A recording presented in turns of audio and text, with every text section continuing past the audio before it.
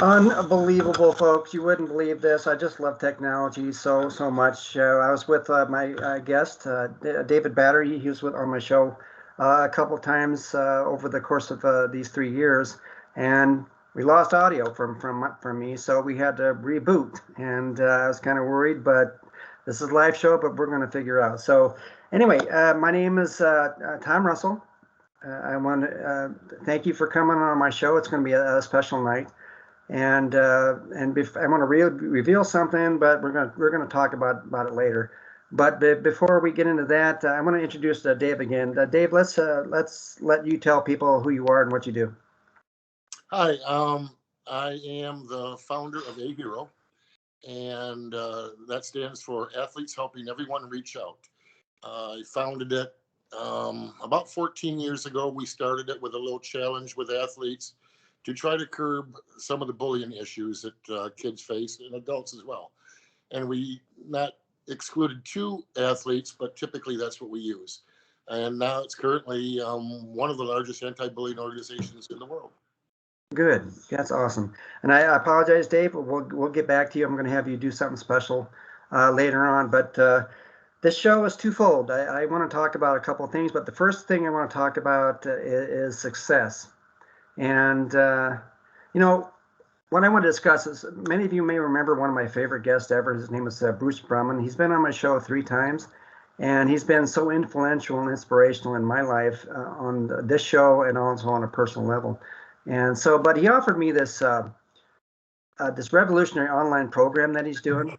And it's about many different subject matters. And this section we're talking about tonight is about success. And I think in most of our working and personal lives, I think it's defined by all of us with just a number of different results. It could be like winning a multiple of awards and being inundated with acclaim throughout our lives. And I think most people agree that the definition of a successful life is accumulating money and power, which I have neither. Or it's knowing where to place the blame for our actions so we aren't forced to accept responsibility, or it's developing our desires and interests to reach our goals, to bringing us success, resulting in happiness, or simply we see it as luck as the only guaranteed path to a happy life. And I think one of the things that Bruce had always talked about is, particularly in this course, it's not counted by how high you've climbed, but by how many you have brought with you. And while you're at it, while you're climbing, are you living by the word home? HOME, it's called happiness only means everything. If you're not happy in your journey of success, don't you think it's time to reevaluate the dream? And according to Bruce, he brought this up to call the word legacy. Let every gift attribute compliments to you. Will there be compliments given to you because you've made the world a better place? And how would you like to be remembered? And is there anything you'd like to change to affect your legacy? And I think whatever it is that you define success, I think it boils down to the decisions you make in your life, and the good or bad. But the key element to all of this is that you've made a valiant effort to succeed. And it's not about putting one foot in the water and see how cold it is and pulling it back because you don't want to freeze. How many times do we jump in and feel this paralyzing chill of the water? And your first thought is, heck, you got to be kidding me. I'm not going to go in that. What was I thinking? But then as your body adjusts to the temperature of the water, you begin to think, well, it's not so bad now. So I think I'll just stay in just for a little while. I think that's the exact definition of success. And I think many times we hesitate jumping into something because of the unknown exponent that lies ahead of us. So rather than jumping in, we just retreat as if that's the safest route to take in your life. And if you look at the history of how so many people have succeeded, you'll find that they jumped into the water and didn't focus on failing in their journey. In fact, it's the failure and not giving up on that journey that is the true definition of success. And as Bruce asked on his online course, do you see the clouds trying to cover up the sun, or do you see sun try to burst through the clouds? It's key. That's key. You see, it's a matter of perspective. And while you're at it, how does your path line up to how you value your relationship with others and how you treat them? I think Norman Vincent Peale said it best when he read this a quote from Stephen Gourlay every single day. Stephen said, I expect to pass through this world but once. Any good thing, therefore, that I can do, or any kindness that I can show to a fellow creature, let me do it now. Let me not defer or neglect it, for I shall not pass this way again. You know, folks, I live by those words every single day. You know, I'm human. I get angry sometimes, and I get discouraged, and then I fail miserably. Um, but it's in those times where I feel compelled to say encouraging things to others. From time to time, where I feel the most humble. You know, I've told you many times, and David has been heard some of the messages that I've sent during Lent when I offered my Lenten lift up to all these different people. I don't do this for a personal pat on the back, and I think that would be the wrong thing to expect. I do this because I want to let people know that they matter, that they have a gift of life that has to be appreciated. I do it because I care about their well-being. Now, what is truly unexpected at these times are some of the responses I receive.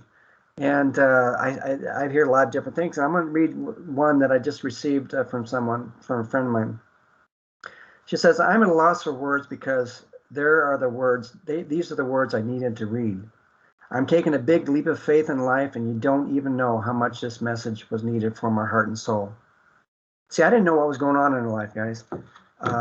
And she's going through a life change. She's changing. She's moving. She's changing her focus on what she's doing. And I was fortunate enough to be able to contact her. It only takes a few minutes, guys, just to send a message, or you go into a restaurant and you want to say something nice to a server, or write a nice note. A lot of times when I do this, I end up crying. And I'll end with this part of it. I was at University of Notre Dame, and I was in front of the Golden Dome in the administration building, and there was a bus driver there, and he started talking to me, and he had this certain accent that intrigued me. So I went up there and said, "Hey, you have a very interesting accent. Where are you from?" And he told me he was from Poland. And immediately, with all this stuff going on in Ukraine and Russia and everything, and how Poland has taken these refugees with open arms, hundreds of thousands of people. And I thanked him. I thanked him for his home country wanting to do this. And he was taken aback because he didn't expect that. And that would have never happened if I didn't take the time to reach out to someone else and just have a nice conversation, find out more about them. And we stood there, we talked a little bit, we just looked at each other, and then we started crying because it was that sense of oneness. We're so far apart, though he was in the United States, we're so far apart. There's a certain oneness of purpose and humanity between the two of us. And that's why I wanted to make sure that I do something like this. And the thing is, I want to let people know their worth. And to talk about the worth of people, I want to do something. I want to do this little presentation. And I know we're on internet radio, but I'm also on YouTube. So David, I asked David to participate with this. Okay. David, do me a favor. You have a dollar bill? I do. Okay, good. Show it up there so I can see it there. All right, there's a dollar bill, folks. You can't see it, but use your imagination if you're in the internet world here. You know, one thing that if you wanted to go, David, if you want to go into the store and you wanted to buy something with a dollar bill, and it cost you 85 cents, could you buy it with that dollar bill? I suppose you could, yes. Okay. Sure. All right. That's a standard. Everyone's going to answer that. Sure, you can. All right. Now I want you to do me a favor. I want you to ball it up for me. All right. Now think about this, Dave. I want you to really think about this. It's balled up and everything. How much is that? Is that worth like 82 cents or 85 cents now that you balled it up? No, it should still be worth $1. No, come on. It can't be, Dave, because I mean, you're looking at that thing and it's all balled up. Who's going to take a dollar bill? It's not right. So let's do this then. Why don't you take that dollar bill that's balled up? I want you to slap it on your hand. Just smash it. Just smash it for me. All right. Now is it worth? Is it worth like, I don't know, 75 cents, 80 cents? You've already balled it up. You've already smashed it. It cannot be worth a dollar bill, right? I'm going to say it's still worth $1. No, no, come on. All right, let's try one more thing. Two more things, okay? Now, take the dollar bill that you smashed, and you balled up, and just say you want to throw it in the trash, and you got the beer cans, you got it's all messed up, you got juices all over it, and you take it out and you open it up. It can't be worth a dollar now. It's about 75, 80 cents. Is it worth that? Still $1, Tom. It's not possible. I mean, think about that. All right, Dave, one more thing, okay? I want you to open it up. All right. Okay. Show it to the crowd here who's on YouTube. I want you to tear it in half. All right, I want you to think about this, Dave. You really have got to think about this. All right, so it's been balled up, it's been crashed, it's been thrown in the trash, and now you rip it up. There's absolutely no way that dollar bill is worth a dollar, right? I think with a little piece of tape, it'd be worth $1 still. Oh, come on, I'm Dave. That's not that you can't do that because who's gonna know that the worth of that dollar bill is the same after you rip it up? I'm pretty sure it is. All right. I would bet $1 it is. Good one. That's a good one. All right. The idea here, Dave, is this. All right. That dollar bill represents your worth. Okay. If you've got people who are demeaning you and making fun of you and pounding you and smashing you to the ground and discouraging you and all this sort of stuff, your worth is the same as that dollar bill. But I think what a lot of people forget to think is when they get focused on all the negative things that happen in their life, that dollar bill represents so much in your life that no matter what's thrown at you, you know your worth, and you need to let everyone else know that what your worth is. And I know this is not a presentation to do this on the radio, but the point is this, okay? If you feel like you cannot go on anymore because you're depressed, you're suicidal, and all this sort of stuff, there are always going to be someone else to help you out. But the thing is you have to dust yourself off. You have to get yourself back. It's up to you to make that decision to know what your self-worth is. And so that's what I want to do with this particular presentation. And Dave, I apologize. It's a dollar bill, and I hope it doesn't break you, but I'll make it up to you if we go out golfing, okay? I'll get it back from you on the golf course. I'm sure you will. You'll be my maybe not. Maybe not. Well, you see, people want to know what, with all this divisiveness in the world, there are people out there who recognize them and tell them how special they are. That to me is, I think, what living a successful life is to me. But I kind of digress a little bit because I'm going off on little different tangents. But for me, when I start talking about success, I was living that woulda, coulda, shoulda life for the first 52 years of my life. And I look back on my previous years, it was riddled with years of living a life of unfulfilled potential. And I think one of the main common denominators of things up to that point, I never believed in myself just enough to finish what I started. I never feel failure. I just fear success. What would actually happen if I was able to succeed? If I threw caution to the wind and did something meaningful with my life. Now, keep in mind, I'm not beating myself up for all the career choices I've made up to this point. I choose them because that was the easiest path. And sometimes I think the path of least resistance is the road of bitter discouragement. And that's how I felt. And right or wrong, that's the choice I made. And I wore this mask of living a convenient life of mediocrity for way too long. I got so tired of it. And I think one of the things that resonated with me through this Bruce's course was how important it is not to look at your failures of your life, because those are the character builders for doing greater things that can come later. And I think all the people who have failed over and over again, but they somehow made that crucial decision to keep going just one more time. And when they failed again, they just kept going one more time. If you look at the annals of history, I want you to think about this. Michael Jordan once said he missed 100% of his shots you don't take. He missed more than 9,000 shots in his career, and he lost almost 300 games. And 26 times he was trusted to take the game-winning shot, You missed.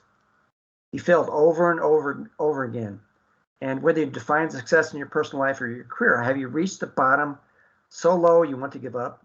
Or are you the type of person who refuses to let your current circumstances dictate your path, you're achieving the things that you want to do with your life? Now, you have to understand, guys and gals, I'm not trying to demean what you're doing with your career choices. That's not the point. I think many people are content going to work every day to make a decent living for yourself or your family. Again, that's not what I'm trying to say. What I do mean is this. We live such a short existence in the big picture of life, and we experience so many events that propel us to the next event that comes up. And we experience childhood things that help define how we grow up. You know, as teenagers, we develop these growing pains and not really knowing where we want to go. But we do the best to navigate that time in our life just to get through this awkward stage. Then, as young adults, that's when things change for us. We have to make career decisions that determine the path we're going to take. And some of us are fortunate enough to find a long-lasting career that you can ride to the day you retire, David. But for most of us, we live this whirlwind of change that leads us down the path of inconsistency. And I think Ray Kroc said it best. If you work just for money, you're never going to make it. But if you love what you're doing, success will always be yours. And I think based on Ray Kroc's track record, I think he hit it on spot. But, we ask ourselves, why can't I find something to do in my life that's fulfilling? What am I doing wrong? Why is my neighbor Bobby Jones getting out of his brand new Mercedes and walking into his $1 million home to kiss his loving and devoted wife and his 2 fully adjusted behaved kids while I'm getting out of my 150,000-mile rusted out Yugo and walking into my house that is in such disrepair that the health department is threatening to evict me for a wife and kids who have lost all respect for me because I've chosen to live a life of mediocrity and unfulfilled potential. Then, if I'm fortunate enough to retire with an income that keeps me just a smidge above poverty line and have to rely on what I call social insecurity, is that how I really want to define my life? And finally, so we take our last breath and you look back on your life.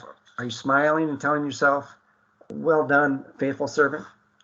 I've achieved everything I've ever wanted. Or are you willing to tell yourself, why didn't I make that decision years ago to tread down the path of throwing caution in the wind and doing the things that I really wanted to do with my life? Forget the failure aspect. Instead, focus on the doing and not trying, because in trying, you've already doomed yourself into the out clause. Well, if it doesn't work for me, at least I've tried. Folks, there's nothing wrong with trying. But if you live that kind of life and you keep trying and giving up when you're so near to the precipice of success, you're missing out. And so that's what happened when I turned 52, when I decided to write my first book. And I think I relied on my self-destructive mindset that I was always doomed to failure even before I started. And Bill Belichick said this: when you live in the past, you will die in the future. And I kept doing that. And I didn't want to live that past anymore. I've talked this so many times in my show, but it bears repeating because that's why I'm doing the show tonight about success. And I'm not going to go over my journey, because I don't think I'm going to bring on Dave a little bit more. But the thing is when I wrote the book, it was life changing for me. And I always worried about the self-defeating things. And well, I was going to write it, but I didn't have the time, or nobody's going to want to read what I wrote. So why put myself in that so much grief and disillusionment? That's the year that I got a backbone. I said, not this time, chunky butt. There's not a chance that I'm going to be doing that.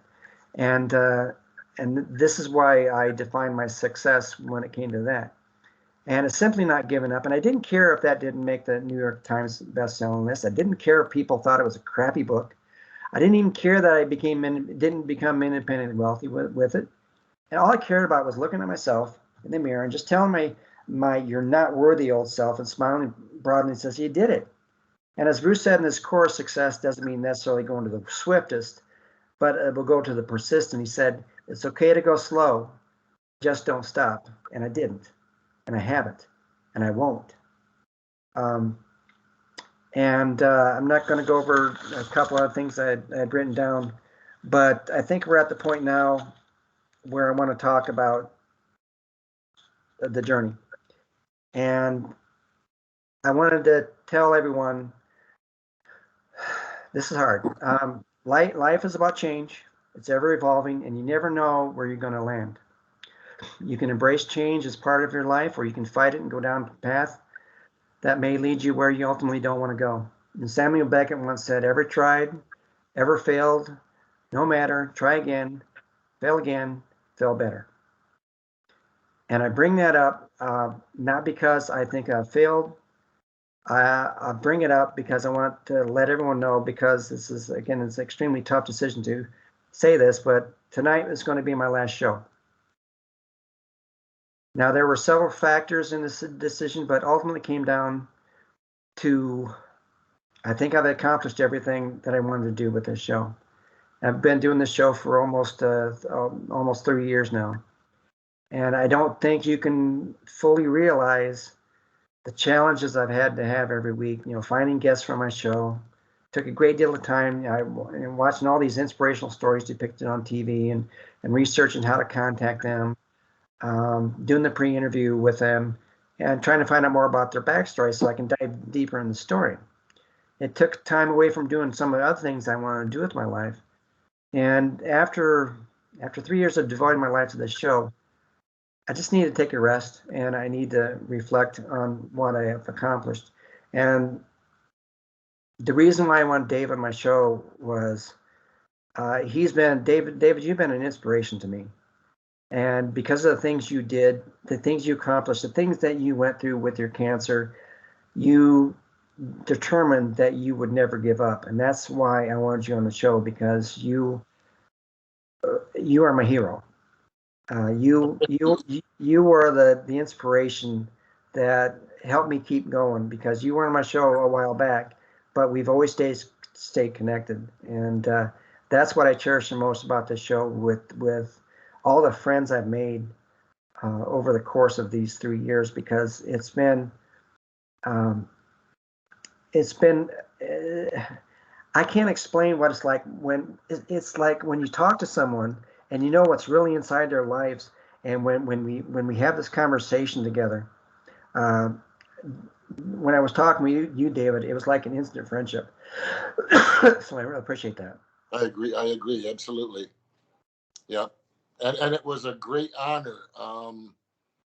Do you have me on the first time? We could get acquainted and talk and kind of share our stories and go back and forth and kind of try to combine our efforts a little bit for good, to try to inspire others, and if we just improve anybody's life over the course of a day.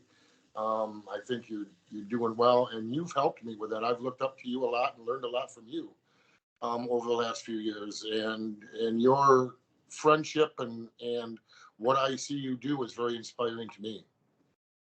Thank you. I appreciate that. Not that I was trying to get that from you, but no, I know that. Yeah. But it's the friendship. I always made this determination that, I've seen a lot of different podcasts, and I always wonder if the podcast hosts stayed in contact with their guests. And I don't know, they may have, I don't know, but I made this determination that it's not a one-off for me. And being friends with you and Bruce Brumman, I tell you what, I will never be able to replace friends like you and Bruce and so many others. And it's been talking with Bruce, it's a laugh fest, because Bruce is 78 years old and he is working just as hard now as he did when he started working. And he wants to be able to retire, but he's ensconced. He's working on trying to work on his program to get out and to get taken care of. But we don't need to go into that. But you and Bruce have the qualities that I want to be able to have in my life for the rest of my life, because you don't give up and you always seek out to help others, and that's what you do.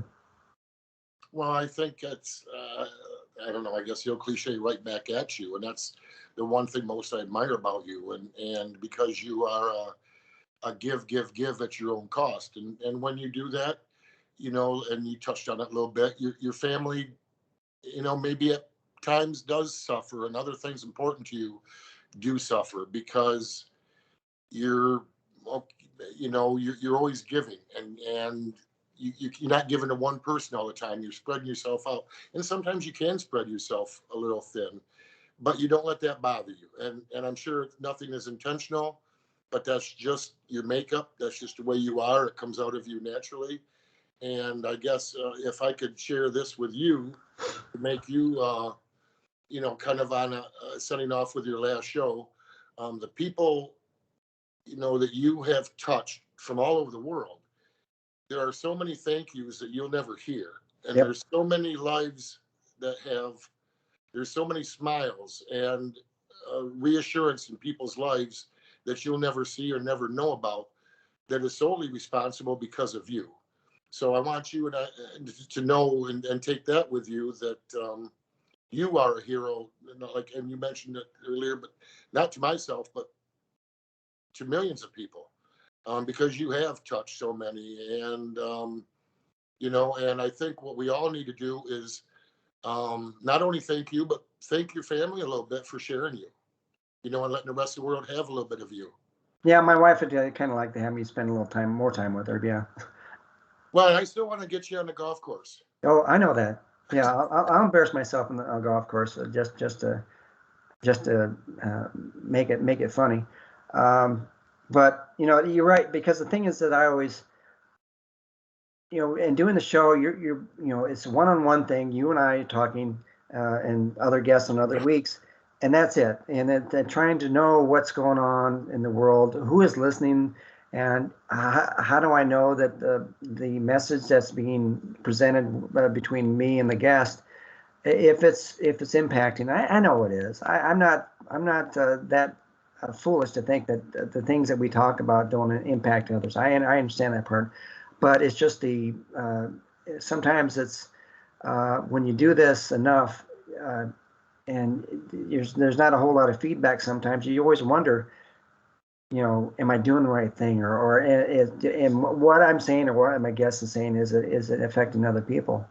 And I know it is, but it's just, you go through that self-doubt, and it goes back to where I was before I wrote my first book. There's always that self-doubt, but there's a difference with this. I think there's a difference with how I felt then and how I feel now. It's I gave up myself then, but now I'm not really giving up on myself. It just means I know there's another chapter in my book that I need to write.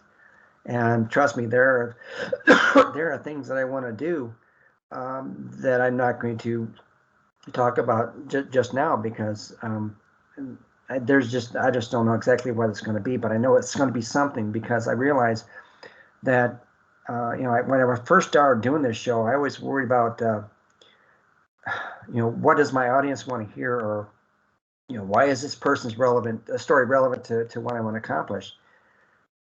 But as I look back on all those shows I've done over these years, I can say that I've accomplished what I set out to do.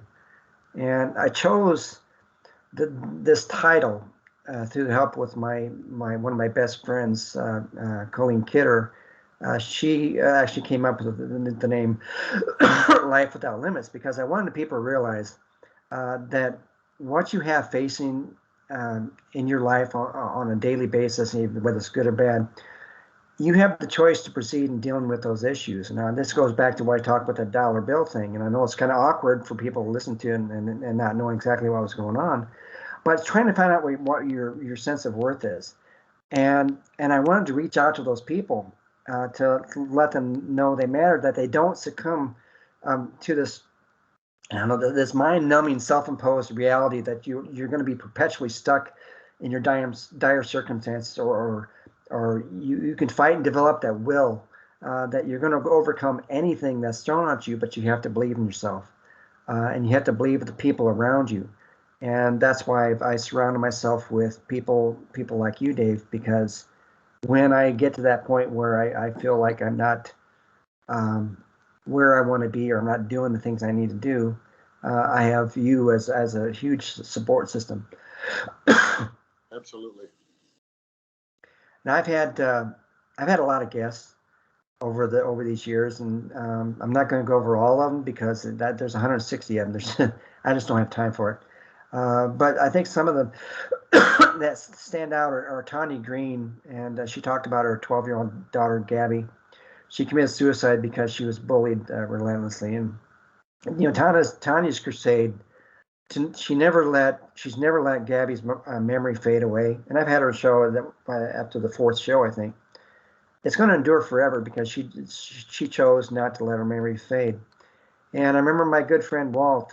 He came on my show. He displayed so much courage to tell everyone how he had to fight these alcoholic demons, and for several years.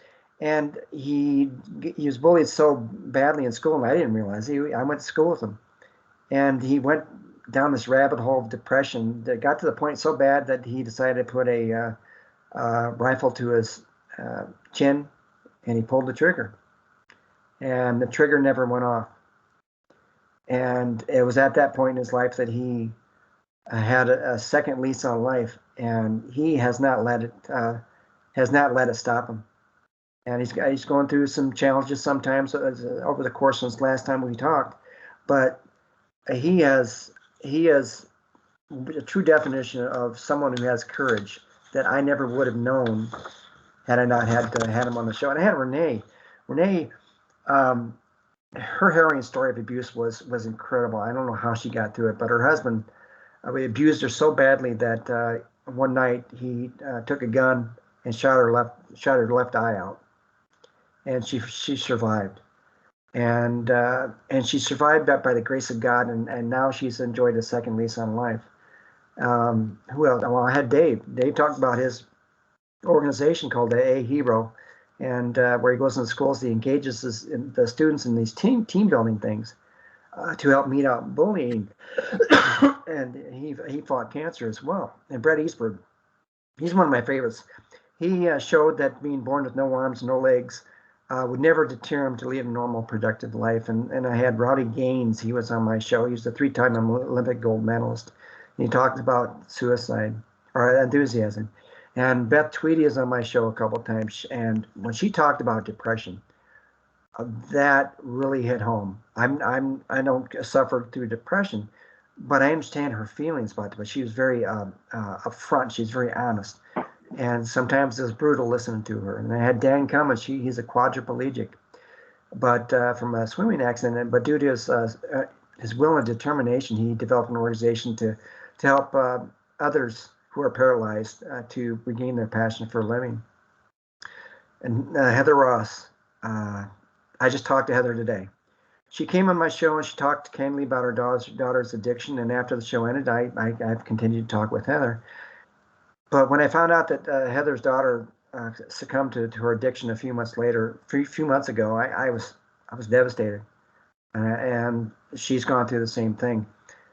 Those are the kind of guests I wanted to have. And Betty Hefner, oh my, Betty is she's a force to be reckoned with. She pivoted her life, which consisted of beating herself up, and she co-founded an unbelievable, impactful anti-bullying organization called Hey Ugly. And as she always tells me, she's just one special human being. Folks, I could go on and on. I don't have time to tell you everything, but if any of my guests are listening right now, I want you to know that you hold a special place in my heart, every single one of you, because it helped mold me. It helped give me a different perspective on life. That even though I may be going through some challenges, you have shown me that you have the will and the mindset of being victorious over your circumstances, and you don't see that all the time. And I was so blessed, man. I was so blessed to get to witness that every single week. And every time I got off this show, I was jazzed. It took me forever to fall asleep because of the content that we talked about and the friendships that I gathered. Everything is going through my mind. So, wow, how can I do any better than what I did tonight? And then I have Dave come on my show, and that's all the more better. more better. Oh, that was great English, wasn't it?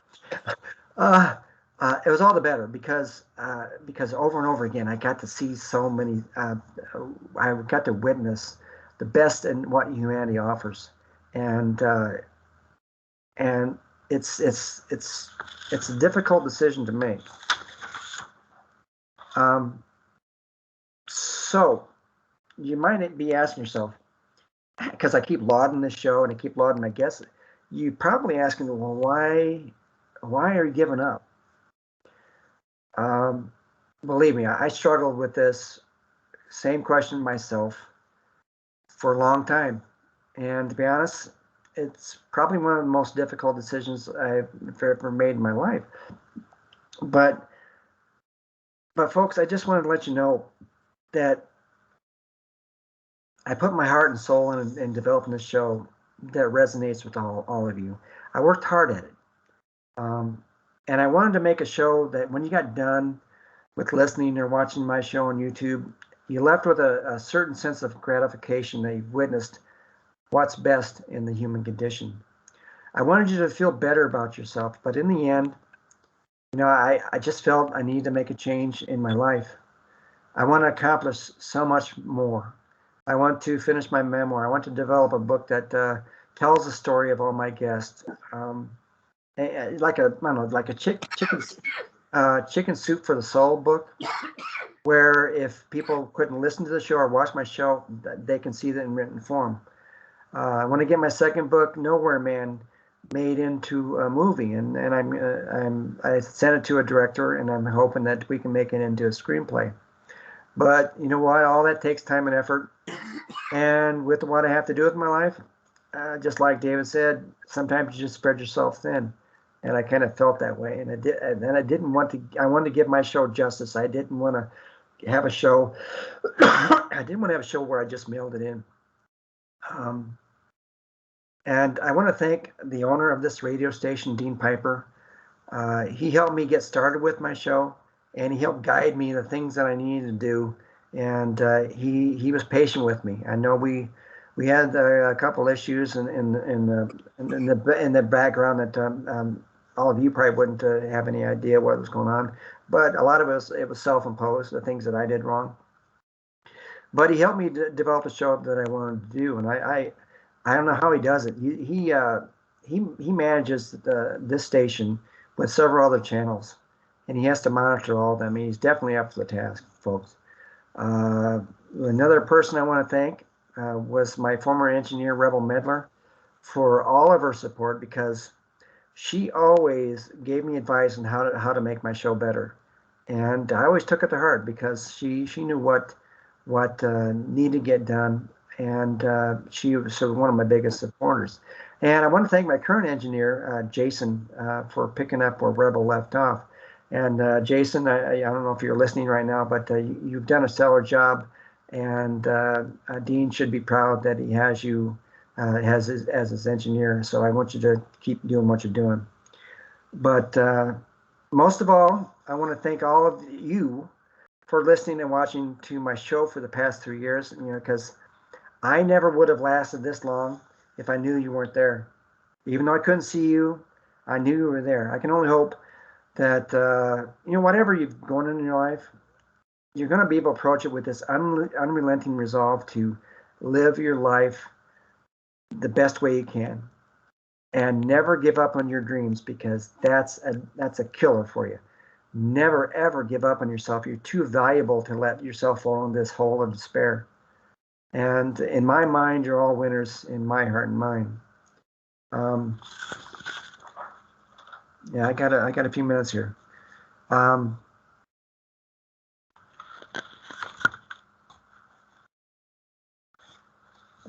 Stay with me, folks. I was just going over some things that I read. I've done a lot. I've published 2 books. I've done speaking engagements. Done 29 book signings, I think, and with this show for the past 3 years. So to those of you who may think I'm hanging up all what I've accomplished and walking myself to pasture, I think you're going to be sorely mistaken, because I don't have a quitter's attitude anymore. Um, this is not the end of my message out to the masses, and I've been tossing around ideas to continue, and I'm not sure what it's going to be yet, but I think you can be rest assured you haven't seen the last of me. I'm closing this chapter of my life, but as you discover in every book that you read that enthralls you, you can't wait to see what happens in the next chapter of your book. And that's what I'm doing.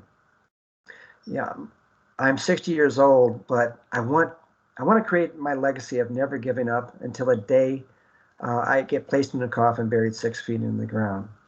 That's the only way you will ever, ever see me end.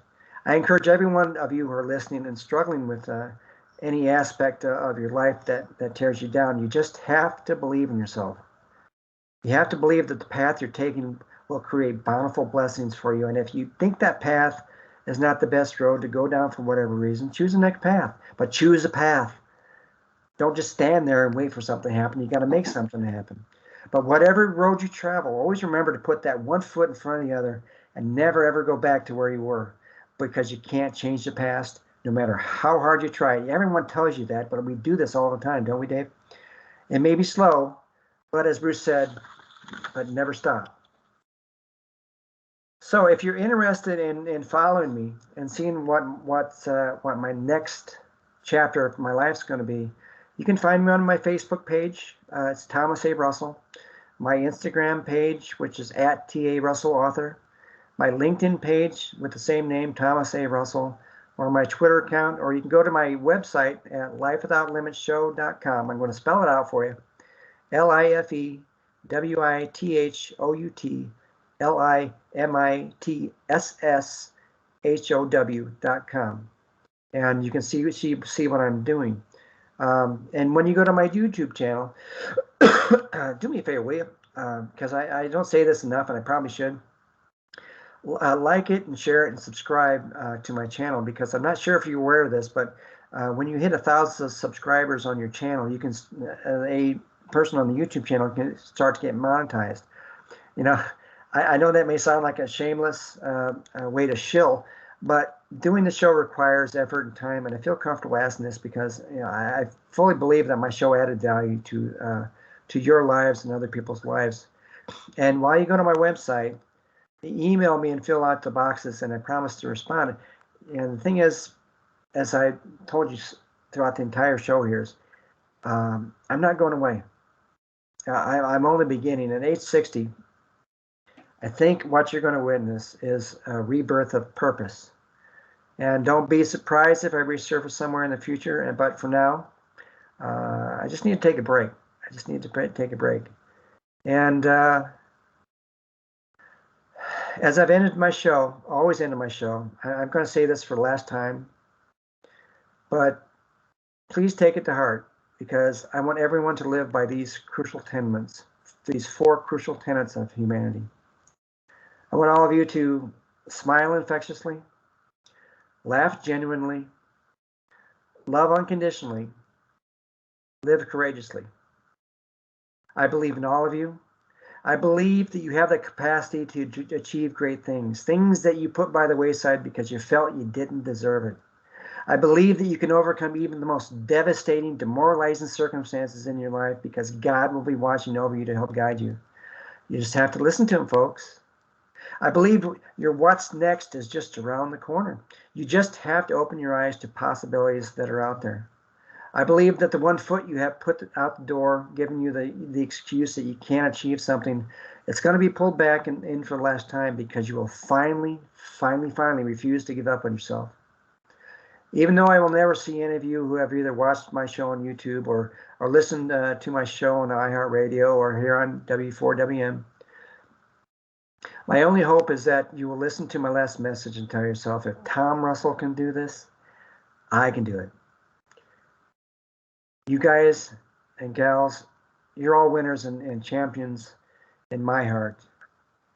And David, I couldn't think of anybody else better than you to have on my show. So I want to thank you again for making that decision to jump on. Well, it was, being your last show and everything that you've put into this. And I know this was an awful tough last show for you, and obviously it can be emotional because you've put so much into it, and I know you're going to be back, and you're going to be back stronger and inspire a lot more people. It was just a great honor that you would even consider having me be part of it, and I thank you. Well, it's just like I said, Dave. It's not a one-off. It never has been. And if there's anything that I can do for you, or if there's anything that anybody else needs help with, they want to connect with me, go to my website, send me an email, and you want to talk, please send me an email, and we can still stay connected. I'm going to miss all of you. I'm going to miss this whole process because it helped shape my life. It helped me give me purpose. It helped me give me an idea that I can do something of value, and the value will never end. I'll just be reinventing myself, like I said, because it's going to be that much better. And like I said, what it is, I don't know. I really don't know. But if I know one thing about myself, is to quit is never an option for me anymore, and I cherish that in myself. I don't look at myself as something special. I never have, but I do special things. There's a difference, and if there's one thing I want you to know, and that I want you to do, is I want you to reach out to someone as soon as you can and send them an encouraging message. And just tell them how much they matter, how much you love them, whatever it is you want to do to tell these people, because you don't know what they're going through. I can tell you stories and stories and stories of people who've responded back, said, I had one woman say she was going to commit suicide until she read one of my messages. That's powerful. And I'll never forget that. And I know that's the reason why I do this. And I'm hoping that a lot of you can do the same thing. And don't do it just during Lent. Do it all year long. And we need this now more than ever in this divisive country, in this divisive world with all the things going on in Russia, Ukraine, and everywhere else. We need people like you. And I want to tell people how much they matter. And with that, I want to thank all of you for taking the time to listen to my show, rantings and ravings and all this sort of stuff, because I will never forget you. I will never forget this show, and I appreciate it. And until we meet again, have a great life, folks.